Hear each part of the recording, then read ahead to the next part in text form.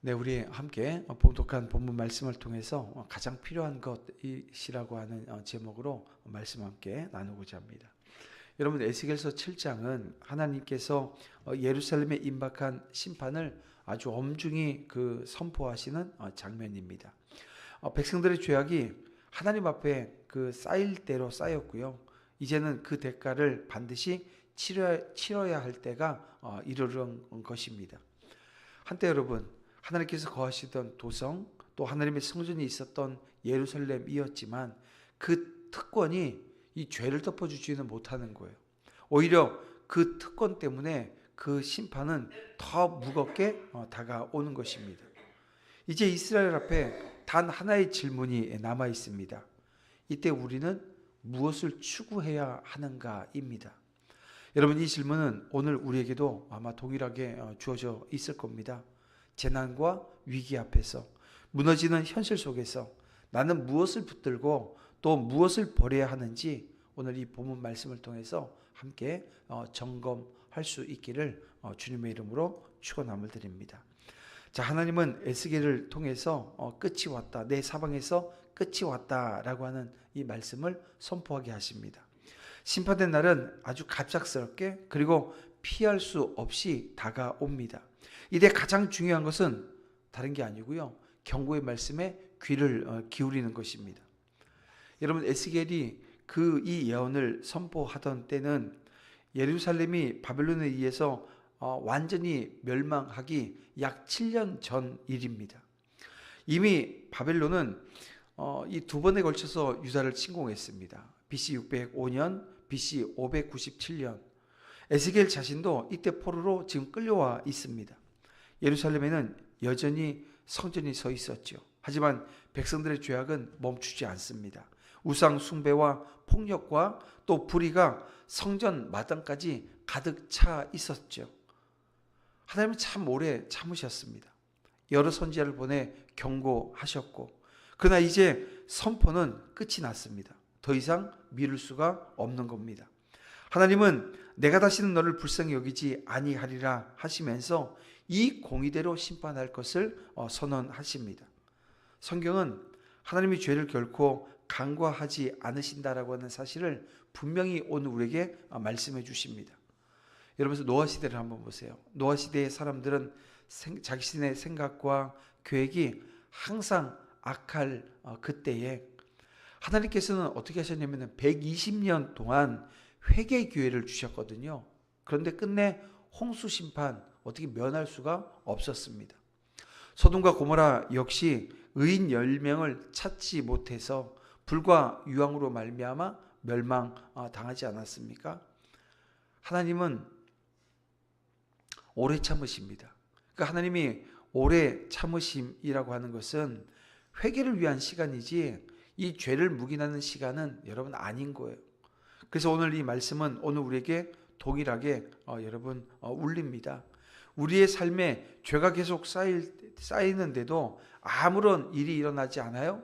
여러분, 그때가 하나님이 나에게 눈 감아 주시는 때가 아닌 겁니다. 오히려 돌이킬 수 있는 하나님 주시는 그 은혜의 시간인 겁니다. 그러나 그 시간이 끝나면, 은혜가 끝나면 하나님의 심판은 반드시 임하게 되어진다는 것을 우리는 이 본문 말씀을 통해서, 그리고 이스라엘 역사를 통해서 헤아리게 됩니다. 그러므로 지금이야말로 여러분, 경고의 말씀에 귀를 기울여야 될 때입니다. 심판을 피하는 길은 다른 거 없어요. 오직 회개뿐인 겁니다. 우리의 교만과 우리의 탐욕, 우리의 불의와 음란을 내려놓고 하나님의 긍휼을 구하고 돌이킬 때 여러분, 심판이 멈추고 생명이 회복되어지는 것임을 여러분 믿으시기를 주님의 이름으로 축원함을 드립니다. 자, 오늘 본문 5절 말씀을 한번 보세요. 5절을 보게 되어지면 이렇게 말씀하고 있습니다.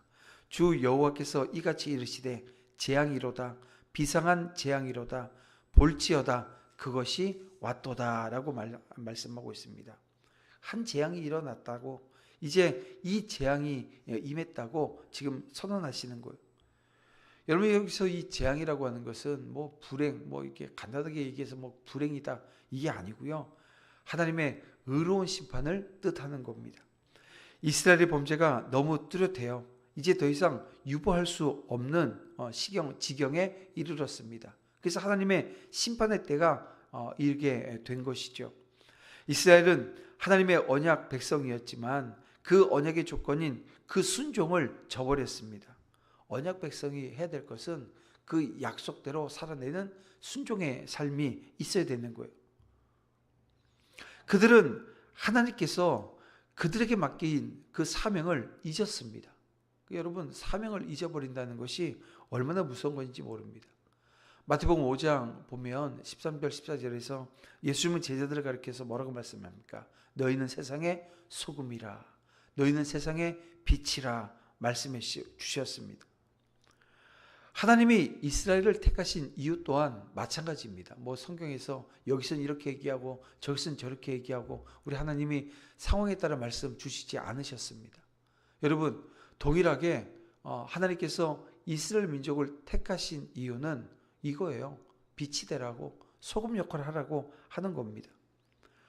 다시 말하면 그들이 열방 가운데 그 하나님의 거룩을 나타내야 했고 여호와의 이름을 영화롭게 해야 했으며 다른 민족들에게 이 복의 통로가 되는 것, 이게 여러분 하나님께서 이 민족을 들어 택하신 이유였던 것입니다. 그런데 역사는요 정반대로 흐릅니다. 이방 민족보다 더 악한 길을 가버렸던 거죠. 우상을 섬기고 하나님을 배신하고 거짓과 폭력으로 이 거룩한 땅을 뒤덮어 버린 겁니다. 그러자 하나님은 이들을 벌하셔서 수치를 당하게 하시고 여러 나라로 흩어버리셨습니다. 여러분, 이들의 그 불순종은 실수일까요? 아닙니다. 하나님 맡기신 사명을 저버린 배신이었기 때문에 여러분 실수를 할 수 없는 겁니다. 이때 우리가 기억해야 할 것은 하나님이 그들의 우상 숭배를 잊지 않으셨다라고 하는 사실이에요. 하나님은 죄를 기록하시면서 이 회개 없는 죄는 반드시 심판하십니다. 이것이 성경 전반에 흐르는 원리인 겁니다. 가나안 족속의 멸망, 북이스라엘의 멸망, 남유다의 포로 생활 모두 이 원리를 증명하고 있습니다. 사랑하는 성도 여러분, 우리는 구원받은 하나님의 백성으로서 이스라엘의 전체를 여러분 밟아서는 안 됩니다.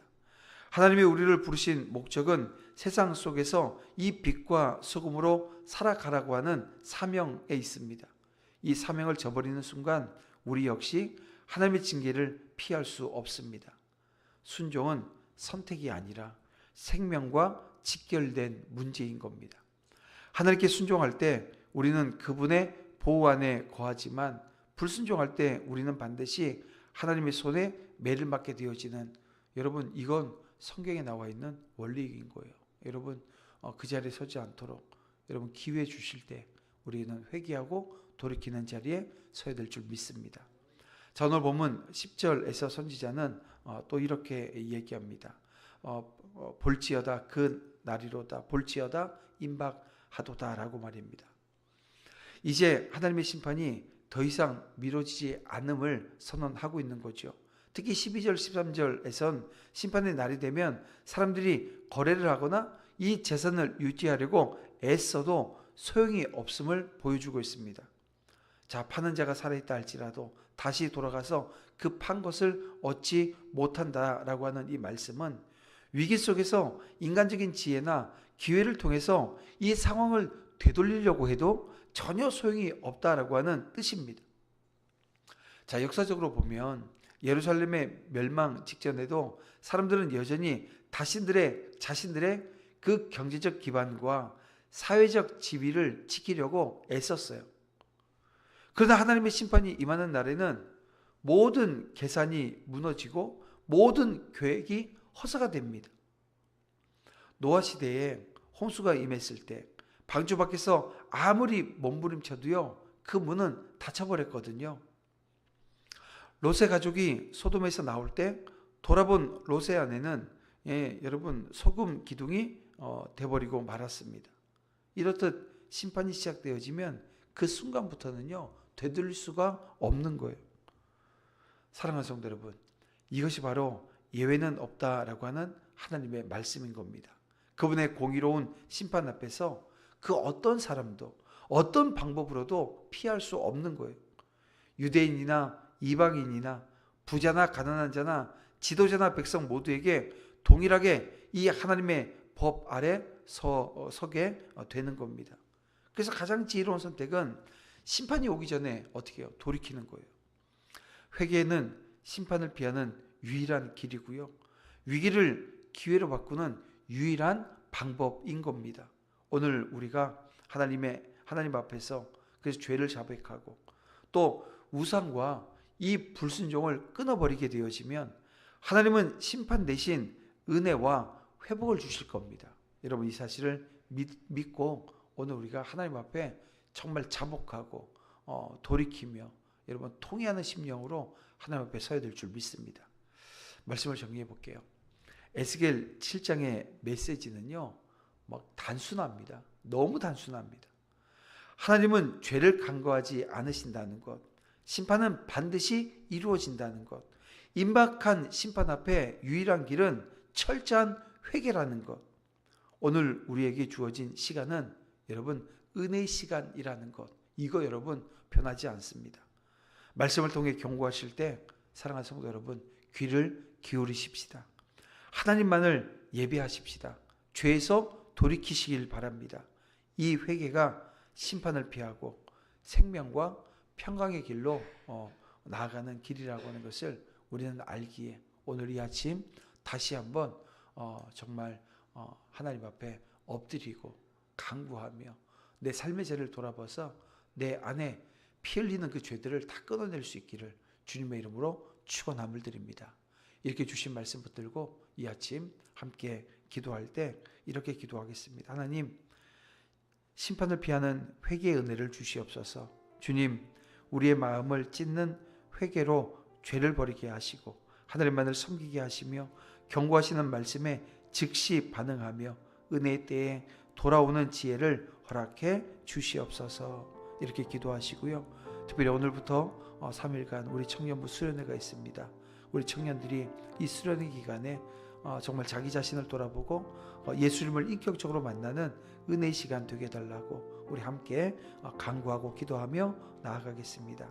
다 같이 기도하겠습니다. 주여, 아버지 하나님 인도해 주시옵소서.